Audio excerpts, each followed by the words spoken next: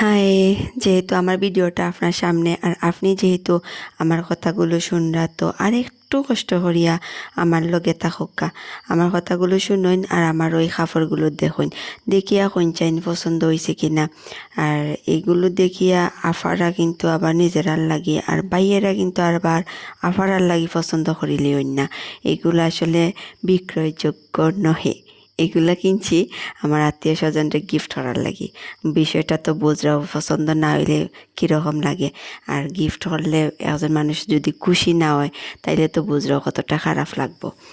আসলে আত্মীয় স্বজনরা যখন দেখবো তখন আসলে কতটা খুশি হইব, তাই না? আর গোপনে ভালোবাসাগুলো অনেক সুন্দর হয়। তারা জানতেই পারতো না যে আমি তারা লাগিয়ে কতটা বড় সারপ্রাইজ রেডি করছি। আর একটা জিনিস কিতা জানি, বিনিময়ে যত বেশি করইব মানে মানুষের যত ভালোবাসা বাড়াই দেওয়া যাইব, ভালোবাসাটা তত বাড়তেই থাকে। এটা আসলে ক্ষমার জিনিস না, তো ভালোবাসা দিয়ে মানুষ পৃথিবীটাই জয় করতে পারে। আসলে জানেননি, একটা গল্প আছে কিন্তু একটা লোক প্রায় মানে খুব বৃদ্ধ আছিল, ফল বিক্রি করিয়া তার সংসার চালাইতো। আর আরেকটা লোকে ওই বৃদ্ধ লোকের কাছ থেকে ফল প্রত্যেক দিন কিনতো।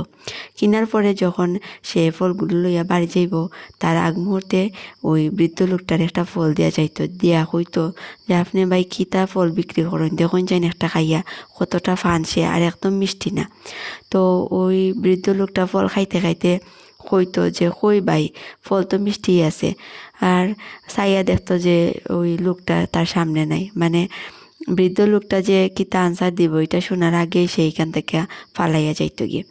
তো হঠাৎ এরকম মানে করতে করতে আর একদিন দেখা গেল ওই লোকটা তার স্ত্রীরে লইয়া মানে রাস্তা দিয়ে হাঁটিয়া যার আর কি।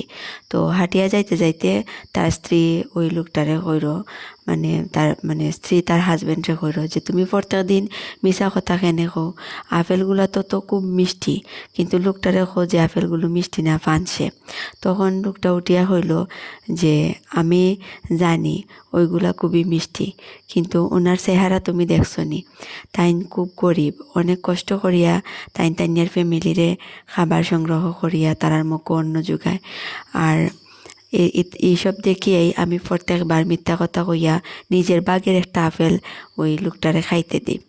লোকটা এবং তার স্ত্রী আবার প্রত্যেকটা দিনের মতো আবার ওই আপেলগুলো কিনিয়া যখন মানে রাস্তা দিয়ে হাঁটিয়া যাই আর তখন ওই বিষয়গুলা ওই আপেল বিক্রেতার পাশের একটা মুদি দোকান ছিল, ওইখান থেকে একটা লোকে ওই বিষয়টা লক্ষ্য করে আইয়া মানে আপেল বিক্রেতারে কইর যে ভাই, আমি একটা জিনিস দেখলাম যে প্রত্যেকটা দিন আপনি আপনার ওই আপেলগুলো মানে ওই আপেলগুলো যখন বিক্রি করেন তখন দেখা যায় যে একটু বেশি ওই তারারে মানে ওজন থেকে একটু বেশি দেন, এইটা কি তার লাগে, মানে কারণটা কি তা?